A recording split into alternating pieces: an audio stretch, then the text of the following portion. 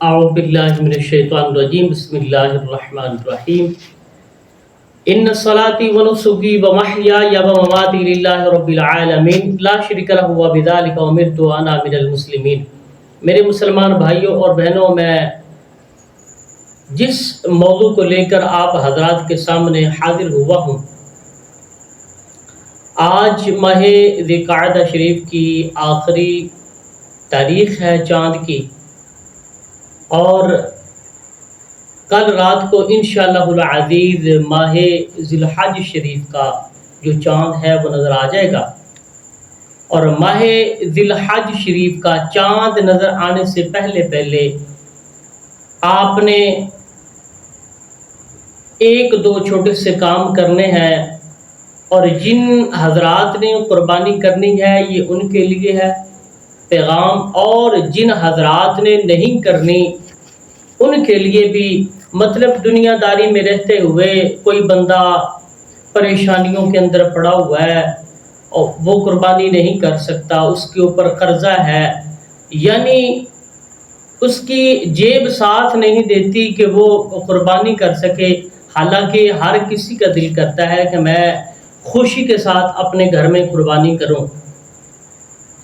قربانی کرنے کی ایک حدیث پاک سماعت فرمائیے۔ ام المؤمنین حضرت اماں عائشہ صدیقہ رضی اللہ تعالی عنہا آپ سے روایت ہے کہ حضور نبی کریم صلی اللہ تعالی علیہ وسلم کا ارشاد پاک ہے، حضور نے فرمایا کہ عید الاضحیٰ کے دن جانوروں کا خون بہانے سے زیادہ پسندیدہ اللہ رب العالمین کی بارگاہ میں کوئی عمل نہیں ہے، اور قربانی کا جانور اپنے سینگوں، بالوں، کھروں کے ساتھ آئے گا، اور قربانی کے جانور کا خون زمین پر گرنے سے پہلے اللہ رب العالمین قربانی کرنے والے شخص جس نے قربانی کی ہے اس کے اللہ رب العزت، یعنی جو قربانی کا جانور جس کو ذبح کیا گیا ہے اور جو ذبح کرنے والا ہے جس کی طرف سے وہ ذبح ہوا ہے، اس بندے کو اللہ رب العزت قربانی کے جانور کے ایک ایک بال کے بدلے مال کی کائنات نیکی عطا فرمائے گا، اور ایک ایک بال کے بدلے ایک ایک نیکی ملے گی۔ حضرت ابن عباس رضی اللہ تعالیٰ عنہ آپ ایک روایت نقل فرماتے ہیں کہ حضور نے فرمایا عید الاضحیٰ کے دن اللہ رب العزت کے نزدیک سب سے زیادہ محبوب وہ روپیہ ہے جو قربانی کے لیے خرچ کیا جائے،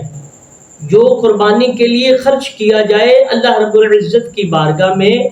وہ روپیہ جو ہے وہ زیادہ محبوب ترین ہے۔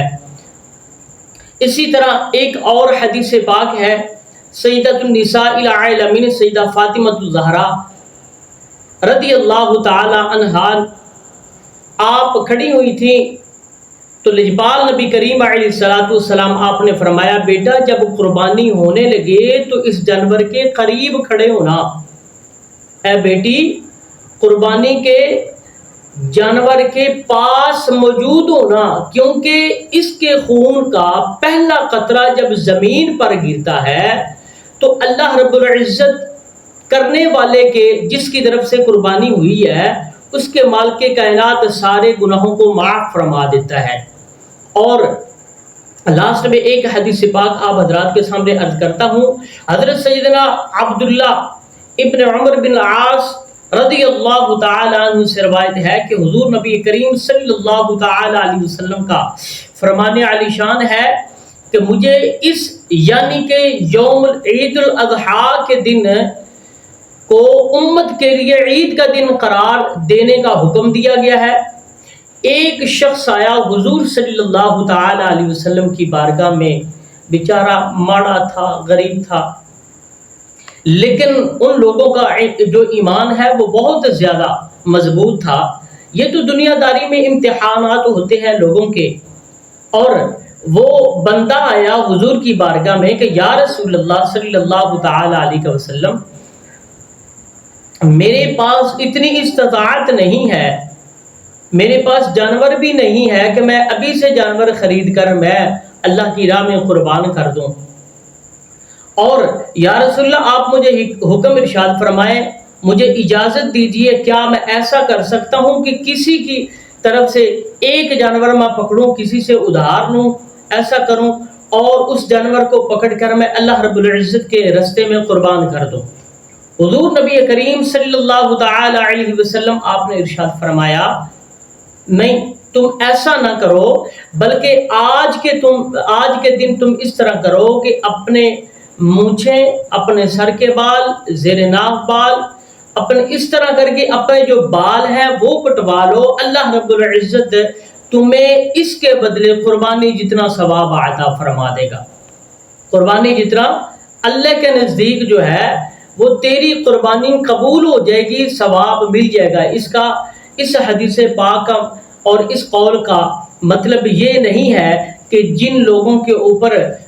قربانی ضروری ہے، واجب ہے، اور جن لوگوں نے قربانی کرنی ہے وہ حدیث پاک کو لے کر وہ کہیں نہیں ہم بھی 10 دن کیا کرتے ہیں کہ ہم پرہیز کر لیتے ہیں، اور جب عید الاضحیٰ کا دن آئے تو ہم بھی یہ عمل کر لیں گے، ہماری قربانی بھی اللہ کے بارگاہ میں قبول ہو جائے گی۔ ان لوگوں کی قبول نہیں ہوگی۔ دیکھیں یہ شخص وہ تھا کہ جو جانور لے نہیں سکتا تھا، جس کے پاس استطاعت نہیں تھی قربانی لینے کی، اس کو حضور صلی اللہ تعالی علیہ وسلم نے یہ ارشاد فرمایا تھا۔ اور دیکھیں جو حضرات قربانی نہیں کر سکتے ان کے لیے یہ عمل ہے کہ اگر وہ قربانی نہیں کر سکتے تو وہ بھی 10 دن پرہیز کریں۔ ان کے لیے واجب عمل یہ ہے کہ وہ جب جناب محترم ذی الحج شریف کا چاند نظر آ جائے تو اس کے بعد اپنے بال وغیرہ، اپنے ناخن جو ہیں ان کو نہ کاٹیں، اور جب نہ کاٹیں گے تو عید الاضحیٰ کے دن، قربانی کے دن وہ یہ عمل کریں، وہ اپنے بال وغیرہ جو ہیں وہ یہ